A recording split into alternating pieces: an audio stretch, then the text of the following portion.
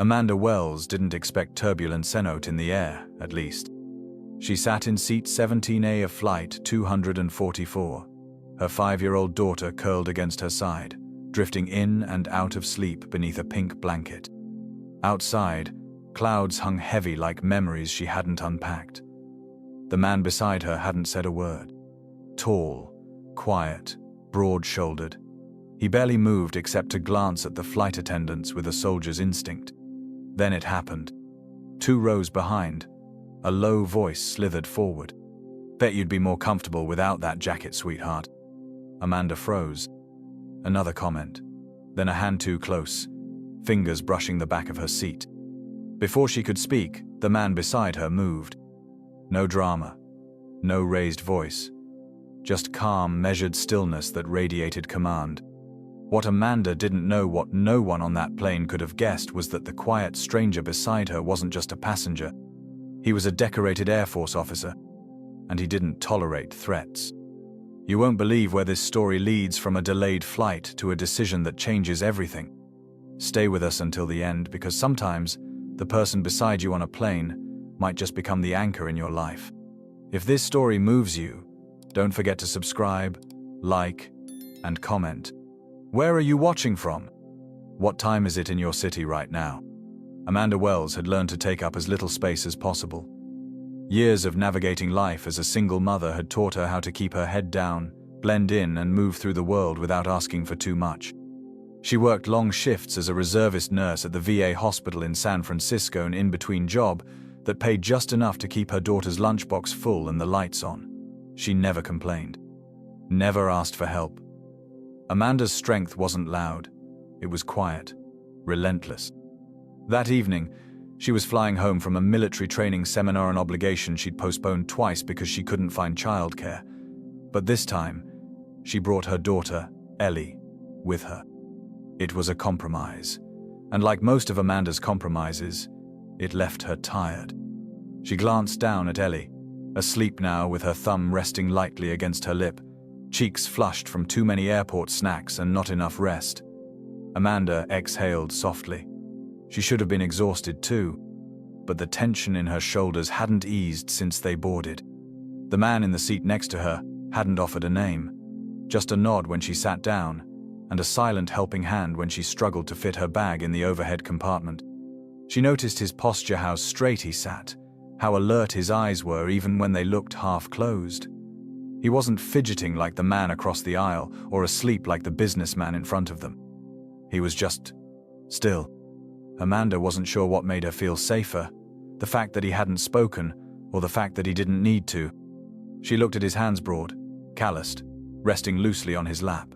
There was no wedding ring, but something about him suggested he had a past he didn't volunteer and a future he didn't discuss. He didn't look like someone on vacation. He looked like someone on watch. It wasn't until after takeoff, when the lights dimmed and the passengers settled in, that Amanda realized just how tense she'd been. Maybe it was the man behind her with the whiskey breath and bad attitude. Maybe it was the way the world had taught her not to expect protection from strangers. Or maybe, deep down, she knew what was coming.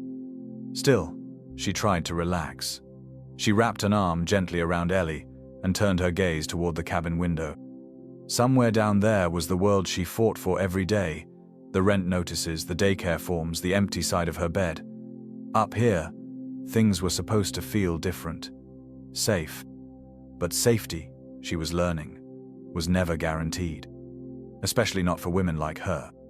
Especially not when someone behind you thinks silence means permission. The first comment could have been ignored.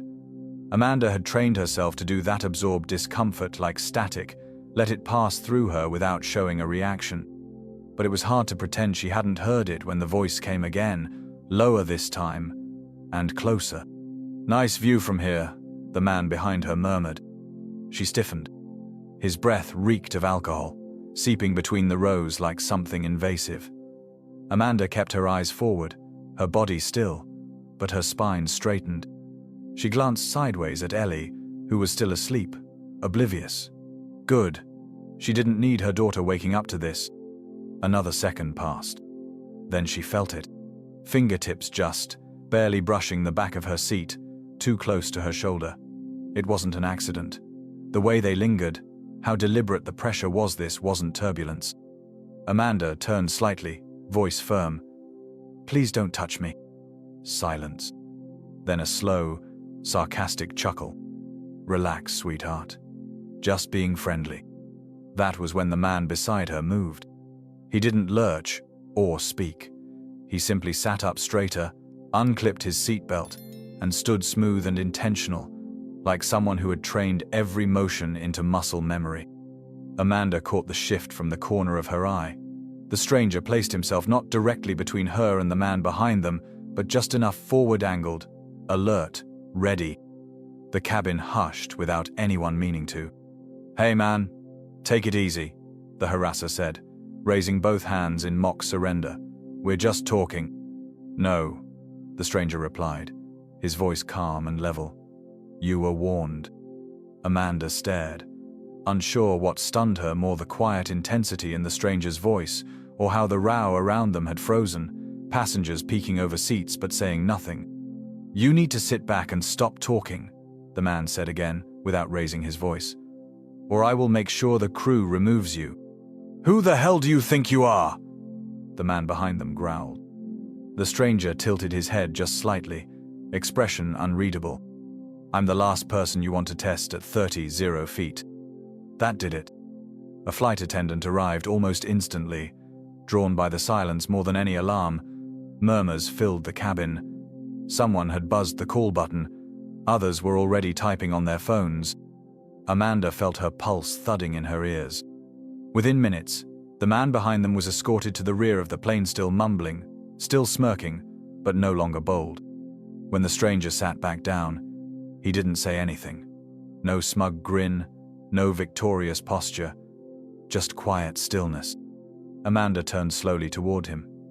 "Thank you," she said, softly. He nodded once, eyes still scanning the rows ahead like he was waiting for another threat. "You're welcome." It wasn't rehearsed, it wasn't performative, and somehow, that made it feel more real. For the first time since boarding, Amanda let herself breathe. Not because the threat was gone, but because someone else had seen it and acted. The cabin lights dimmed to a muted amber glow, casting soft halos over the rows of passengers. Most had returned to their books, earbuds, and quiet conversations. The earlier tension hung in the air like smoke after a fire, dispersed but not forgotten. Amanda leaned back into her seat, her muscles still coiled like springs. Ellie shifted slightly, her cheek against Amanda's arm, still asleep, blissfully unaware of what had nearly unfolded just feet away. Amanda brushed a strand of hair from her daughter's face and tried to still her trembling fingers. Beside her, the man Grant, she'd soon learn, remained motionless, eyes forward, shoulders squared, but she noticed it now, the tension beneath his stillness. Like someone trained not to react until absolutely necessary. Amanda finally turned to him, her voice quiet. "You didn't even hesitate." He looked at her, just a glance, then back to the cabin. "I've seen what hesitation costs." The words struck something in her. Not just because they were honest, but because she knew that feeling too. "I'm Amanda," she said, extending a hand. He took it briefly. "Grant." No last name, no questions, just presence. She watched him for a moment longer, then turned away, unsure what to say next. Silence stretched between them, but it wasn't uncomfortable. It felt earned. Eventually, she broke it. "Do you always jump in like that, for strangers on planes?" Grant was quiet for a beat. "Only when I know silence can cause damage." She thought about that. About how many times she'd stayed quiet when she shouldn't have, when she had to. "You military?" she asked. He nodded once. "Air Force. Retired." She gave a soft, ironic smile. "I should have guessed. You stood like you were still reporting to a superior officer." He didn't smile, but his eyes softened. "You have a sharp eye." "I'm in the reserves," she said. "Army Medical Corps. Not glamorous. Mostly field training and patching up training injuries. But it pays the bills." Grant glanced at her with a flicker of something new in his eyes, respect, Maybe. You ever deploy? No, she said quickly, then added, I almost did, right after my mum got sick, but then Ellie came along. She looked down at her daughter again, her voice quieting. Her dad left before she was born. Said he couldn't handle the timing. Guess some people fall in love with the idea of being needed, not the reality. Grant didn't offer pity. He just nodded. That somehow was better. Amanda leaned back, staring at the ceiling. There was a night, she said, when Ellie had a fever and my mum was too weak to move and I hadn't slept in 36 hours. I remember standing in my kitchen, holding a bottle of baby Tylenol, and just thinking, this is it. This is the moment I fall apart. But I didn't. She paused, breath steady. I never got a medal for that, but it felt like a war. Grant was silent for a long time. Then he said, almost to himself, the hardest battles don't come with medals. Their eyes met briefly, and in that quiet exchange, Amanda understood something. They both carried ghosts. Different wars, same weight. And neither of them had really left the battlefield. The first sign that something was wrong came not from the cockpit, but from Grant's posture. He shifted, just barely, his eyes scanning the cabin with the sharpness of someone trained to read the room before the announcement came. Amanda noticed it before she heard anything unusual. The way he leaned forward slightly, the subtle tightening of his jaw. Then the captain's voice crackled overhead. Ladies and gentlemen, due to worsening weather systems across the East Coast and ongoing congestion in controlled airspace, we are initiating an unscheduled landing at McKenzie Regional Airport in Nebraska.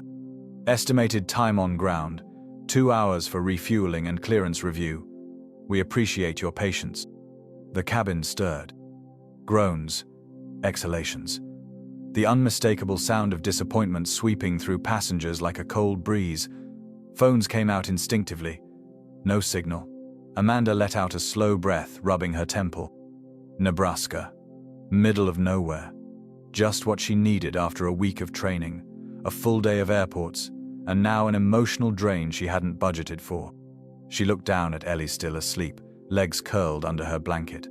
At least she wouldn't feel the delay. Not yet. Grant didn't say anything, but Amanda noticed how alert he was again, watching the flight attendants, tracking who stood up. He wasn't just dealing with inconvenience, he was assessing risk. You always this calm during detours? She asked. His lips twitched. Calm is a habit.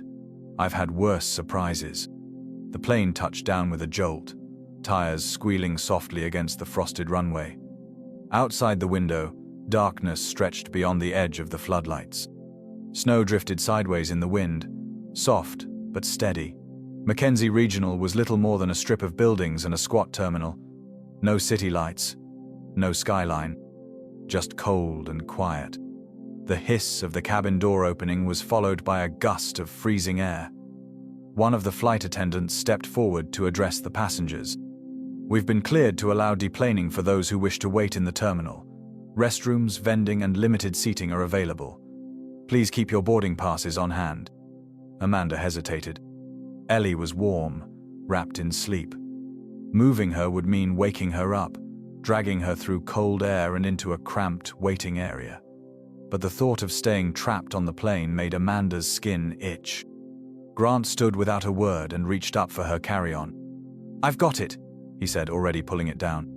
Amanda looked up, surprised. She didn't protest. Not this time. Together, they stepped into the aisle. Amanda gently lifted Ellie, who stirred only slightly, resting her head against her mother's shoulder. The three of them walked slowly off the plane, into the narrow tunnel of winter and artificial light. The terminal was small, fluorescent lit, and smelled faintly of burned coffee and tired people. Fold-out chairs lined the walls. A vending machine flickered at the far end. Grant found a warm corner near the heating vent and motioned toward it. Amanda sank into the chair, cradling Ellie in her lap. She'll be out for a while, she murmured. Grant nodded, his eyes scanning the room once more. Not the worst place I've been stuck. Amanda followed his gaze and gave a tired half smile. Bet it's not the best either. He smirked faintly. No, But at least here, no one's shooting at us." She gave him a look, part sarcasm, part curiosity. "That a joke?" "Not really." And with that, the silence between them returned familiar now, not awkward. Like two people who knew how to survive storms. Even the ones no one else could see. The storm outside thickened. Snow slipped sideways past the tall windows of the terminal, blurring the glass like smeared memories. Inside, the waiting room had quieted. Most passengers dozed in chairs or scrolled endlessly through their phones. A family nearby played a board game. A man in a business suit loudly argued with customer service on speakerphone. But in the corner near the heating vent, Amanda Wells sat cross-legged on a plastic chair, Ellie curled in her lap, and across from her, Grant Holloway sat in stillness, hands folded, eyes distant. Amanda broke the quiet. "You said silence can cause damage." Grant didn't flinch. He didn't rush to respond. He simply stared at the floor for a moment, as if weighing whether the memory was worth dragging into the light. "Her name was Lena," he said at last. "She was a local interpreter in Kabul. 22. Fierce. Brilliant. Knew more about human resilience than anyone in my unit. We got intel unconfirmed that something was off about an apartment complex we were meant to clear." He paused, jaw tight. I waited. Wanted confirmation. Thought being careful would save lives. Protocol said don't move until signals are clear, but the signal never came, and when we finally went in, his voice faded. Amanda didn't press. Grant cleared his throat and looked at her. Finally. She died. So did 2 civilians. I lived, and so did the silence I followed. Amanda felt the words settle deep in her chest like falling ash. She knew that kind of pain, not the same details, but the shape of it. The regret that loops through your mind in the middle of the night, no matter how many times you try to justify your choices. "I'm sorry," she said. He nodded, but it was clear that sympathy didn't fix what lived inside him. It never did. After a long pause, she said quietly, "When I was 26, I held a baby in one arm, my mum's hand in the other. They were both sick, both needed me, and 2 didn't know if I could do it." She blinked fast. Everyone talks about maternal instinct like it's some automatic strength, but no one prepares you for the 2:00 a.m. breakdowns, the screaming into a towel so you don't wake the baby, or the way you start to disappear from your own life because you're too busy holding everyone else's together. Grant didn't look away. "I see you," he said. Not a cliché, not a line, just a truth. Amanda shifted slightly, lowering Ellie to the seat beside her. The little girl stirred, rolled onto her side, and clutched her stuffed penguin tighter. "I got a letter once," Amanda said. "During training. It wasn't signed. Just a message. Thank you for what you did at Ridgefield. My brother's still alive because of you. I didn't even know who it came from." Grant exhaled softly. "That was me." She looked up slowly. "My kid brother was stupid enough to get heat stroke on a training march and passed out. You found him, got him back. You saved his life." A pause. "You kept him from becoming one more folded flag." Amanda's lips parted, but no words came at first. "All this time I thought, it was just one of those things you do and never hear about again." "You were a name I never forgot," Grant said, "even when everything else started to blur." They sat there, facing each other not as strangers on a flight, not even as a soldier and a medic, but as 2 people who had once saved someone, and now, maybe, were saving each other. Just then, a woman in a staff jacket approached with a clipboard. "We're issuing hotel vouchers for families with young children," she said softly. "Priority goes to single parents." Amanda blinked. "That would be me." The woman glanced at Grant. "We're assigning shared rooms to adults max." "She's with me," Grant said calmly. Amanda turned, surprised. "You don't have to." "I know," he interrupted gently. "But you haven't slept. And I'm not letting you drag a 5-year-old through another line of paperwork tonight." Amanda hesitated, then nodded. For the first time in a very long time, she didn't feel alone in making the decision. Not because someone saved her, but because someone stayed. The hotel wasn't much just a roadside building with thin walls, faded carpets, and the persistent hum of outdated heating vents. But after hours of turbulence, detours, and tension, it felt like sanctuary. Amanda tucked Ellie into the queen bed nearest the window, the child already asleep again, wrapped around her stuffed penguin as if the world hadn't shifted around her. The bedside lamp cast a soft amber glow across the room. On the second bed, Grant sat quietly, elbows on his knees, gaze fixed on nothing in particular. Amanda lingered near the bathroom door, unsure what to say. "You always step in like that?" she asked. "With strangers on planes?" Grant took a breath. "No," he said. "Only when I know what silence can cost." Amanda didn't ask what he meant. She didn't have to. His voice carried the weight of a man who'd lost things too valuable to name. She crossed the room and sat across from him, the space between their beds feeling less like distance and more like shared ground. For a while, neither of them spoke. Outside, snow whispered against the window. Inside, time slowed warm, still, fragile. Then a knock at the door broke it. Amanda froze. Grant stood first. When he opened it, the hallway light framed a tall man in a black overcoat. Clean-shaven, eyes sharp, a badge clipped discreetly to his belt. The man didn't address Amanda. His gaze went straight to Grant. "Colonel Holloway," he said, voice low.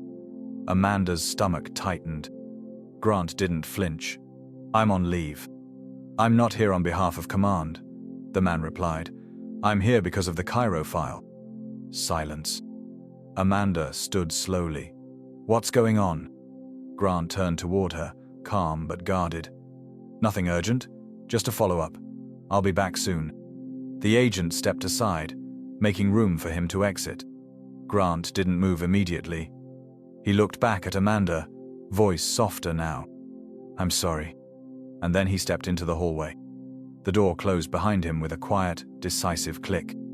Amanda stood frozen, her arms crossed tightly as if that could hold the chill crawling over her skin. She looked toward the beds, the warm lamplight, the slight indentation where Grant had been sitting moments earlier. It was too familiar. Someone leaving. No explanation. No warning. Ellie stirred slightly but didn't wake. Her hand reached out, even in sleep, to where Grant had been sitting. Amanda blinked fast. On the nightstand, she saw it something Grant had left behind. A small, folded drawing. Ellie's crayon sketch from earlier. 3 stick figures. One taller than the rest, drawn in green. All holding hands. Amanda picked it up with trembling fingers. She didn't know where Grant had gone, or what the Cairo file meant, but she knew this. He hadn't walked out because he wanted to. He had walked out because something in his past had come knocking, and this time, it hadn't waited for permission. It was nearly a week before Amanda saw him again. By then, the snowstorm had passed, the detour long behind her, and life had returned to its usual rhythm, packing Ellie's lunchbox at dawn, working double shifts at the VA clinic, pretending her bones didn't ache when no one was watching. The world had moved on, but Amanda hadn't. The silence Grant left behind wasn't loud, it was lingering. A gap in the air, in her chest, in the hallway where she kept glancing for no reason. He hadn't called, hadn't texted. The drawing Ellie made still hung on the fridge, curling at the corners. Amanda couldn't bring herself to take it down. She'd searched once his name, and the words, Cairo file. Most of the results were redacted, buried beneath military acronyms and cold reports. But one line stood out. A senior officer reportedly delayed mission clearance, resulting in unconfirmed civilian casualties. Internal review recommended indefinite suspension. Amanda hadn't needed more. He was talking about that girl in Kabul, and she knew he'd never really forgiven himself. So when the doorbell rang just after sunrise on a quiet Thursday, she wasn't sure if she'd imagined it. She opened the door. He was there. Same hoodie, same calm, but something had changed. He didn't carry his usual readiness, looked tired, not physically. Tired in the way a person looks when they stop running. Grant held something in his hand. "I shouldn't have left like that," he said. "I thought walking away would protect you." Amanda didn't answer, not yet. "But maybe you weren't the one I was protecting," he added. A long silence stretched between them. Then she asked quietly, "What happened in Cairo?" Grant took a breath. "We cleared the building too late. I gave the order. I knew the risk, but I wanted one more confirmation. When we entered, a child was inside. A girl, maybe 10. Amanda's breath hitched. She didn't make it. Neither did the man hiding behind her. He looked up at her, voice steady despite the weight behind it. That's the part they never write in the files. Not just who died, but who hesitated. Amanda didn't speak. She simply stepped aside. "Come in." He hesitated for only a second, then crossed the threshold. Inside, the apartment looked the same. Ellie's toys, a chipped mug on the counter, a pair of scrubs folded over a chair. Ordinary things. He placed his wallet on the table. From it, he slid out a dark green card, his military ID. "Colonel Grant Holloway, United States Air Force," he said. "I figured it was time you saw it." Amanda looked down at the card, then up at him. "Why now?" "Because I don't want to be the guy you never really knew." A pause. "I don't want to keep living in missions. I want to live in something that doesn't disappear when the job ends." Her throat tightened. "I never asked you to give anything up." "I know," he said. "But for the first time, I want to choose something that isn't survival." And then, softer almost like a vow, "I choose this." Amanda blinked away the sting in her eyes. She didn't speak in declarations. She wasn't built for grand gestures. So she just stepped forward and offered him her hand, palm up, steady. He took it, not as a soldier, but as a man finally ready to stay. A year later, the school auditorium buzzed with soft chatter and the occasional squeak of folding chairs. String lights hung loosely across the ceiling. Construction paper stars lined the walls. It wasn't much, but to Amanda Wells, it felt like everything. Ellie stood proudly on stage with her kindergarten class, wearing a paper graduation cap slightly askew and holding a hand-drawn certificate. She beamed when she spotted Amanda in the crowd and waved big, bold, no hesitation. Amanda smiled, eyes misty. In the back of the room, Grant Holloway stood silently, hands in his coat pockets, not in uniform, but in presence. Teachers nodded at him as he passed. A few parents offered warm, smiles the quiet kind, that say we've seen you, and we're glad you're here. When the ceremony ended, Ellie ran straight into Grant's arms. He knelt down, lifted her into the air with a soft laugh, and spun her once before setting her on his hip. Amanda watched from a few steps away. She could still remember that flight, the frozen moment when a voice behind her made her skin crawl. The quiet man beside her who moved not with anger but with intention, who stood up without needing to be asked. She walked over, and Ellie reached for her, grabbing one hand while still clutching Grant's with the other. The three of them stood beneath a crooked banner that read, "Watch Us Grow." In that moment, Amanda understood something she hadn't on that long, storm-delayed night in Nebraska. Sometimes, the people who change your life aren't the ones who rescue you. They're the ones who refuse to walk away. Later that evening, back at the apartment, Ellie colored at the kitchen table, humming softly.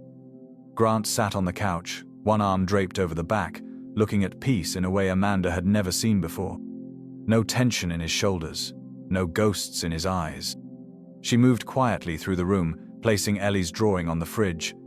3 stick figures again this time, better drawn, more detailed. One tall, one small, and one in the middle, with a bright green smile and orange shoes. Amanda turned, catching Grant watching her. "You know," she said softly, "she draws you into every picture now." Grant's lips curved. "I noticed. I think I'm part superhero, part snack bringer." Amanda chuckled. "You're part of her story now." He stood and walked toward her, stopping just close enough that their hands brushed. "I'm not just in hers," he he said. Amanda didn't need to respond. She simply leaned in, resting her forehead lightly against his. No grand promise. No dramatic ending. Just two people standing in the kitchen, side by side. Present. Chosen. And for the first time in a long, long time, Amanda Wells didn't feel like she was carrying it all alone. This wasn't rescue. This was home. The story of Amanda Wells and the quiet man beside her is more than just an in-flight confrontation. It's a reflection of life's deeper truths. In a world where silence often enables harm, Grant Holloway's calm but decisive action reminds us that courage doesn't always look like a fight. It can look like simply standing up when no one else will. This story teaches us that everyone carries something unseen. Behind still eyes are memories, regrets, and choices made in the dark. Grant carried guilt. Amanda carried exhaustion. But when those stories met, something shifted. In sharing their burdens, they began to heal not through dramatic declarations, but through presence. And perhaps the greatest lesson is this: the real heroes aren't the ones who rescue you from danger. They're the ones who stay when they have every reason to walk away. In real life, we may not always get a second chance, or someone trained to protect, but we can be that person for someone else's steady hand, a quiet voice, a choice to stay. Because sometimes, what saves us isn't being rescued. It's simply not being alone.